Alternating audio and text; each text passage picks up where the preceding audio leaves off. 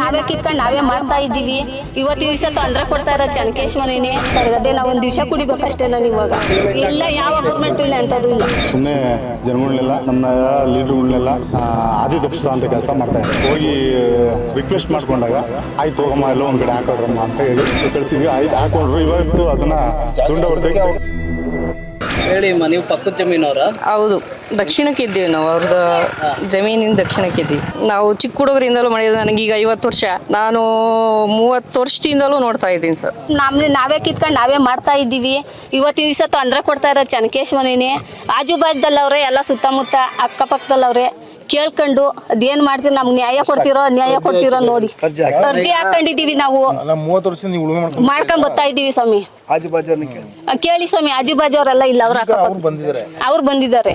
ನಮಗೆ ತೊಂದರೆ ಮಾಡ್ತಲೇ ಅವ್ರೆ. ನಮ್ಗೆ 2 ವರ್ಷದಿಂದ ಬಂತು ತೊಂದರೆ ಕೊಡ್ತಾರೆ. ಅದೇ ನಾವು ಒಂದು ದಿವಸ ಕುಡಿಬೇಕಷ್ಟೇ. ನಾನು ಇವಾಗ ನನಗೆ ನ್ಯಾಯ ಸಿಕ್ಬೇಕು ಸ್ವಾಮಿ.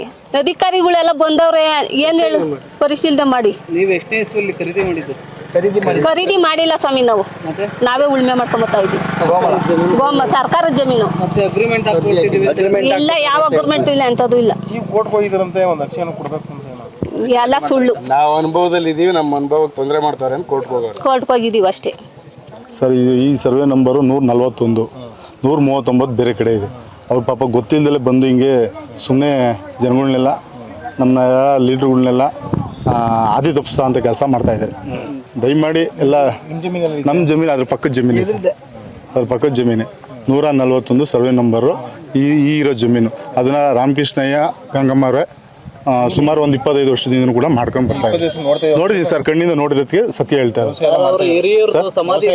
ಇದ್ದಾರೆ ಸರ್. ಇರೋ ಸಮಾಧಿನ ಹೋಗಿ ಇವ್ರ ಮನೆ ಹತ್ರ ಹೋಗಿ ಇವರೆಲ್ಲರೂ ಹೋಗಿ ರಿಕ್ವೆಸ್ಟ್ ಮಾಡ್ಕೊಂಡಾಗ ಆಯ್ತು ಹೋಗಮ್ಮ ಎಲ್ಲೋ ಒಂದು ಕಡೆ ಹಾಕೊಳ್ರಮ್ಮ ಅಂತ ಹೇಳಿ ಕಳಿಸಿದ್ವಿ. ಆಯ್ತು ಹಾಕೊಂಡ್ರು. ಇವತ್ತು ಅದನ್ನ ದುಂಡ ಹೊರತೆಗೆ ಹೌದು ಸತ್ಯ ಸರ್. ಸರ್ ಅದೆಲ್ಲ ಯಾವುದು ಇಲ್ಲ ಸರ್, ಆ ಥರ ಯಾವ್ದು ಗೊತ್ತಿಲ್ಲ ಸರ್. ಯಾವ ಕೋರ್ಟ್ಗೂ ಹೋಗಿಲ್ಲ ಸರ್.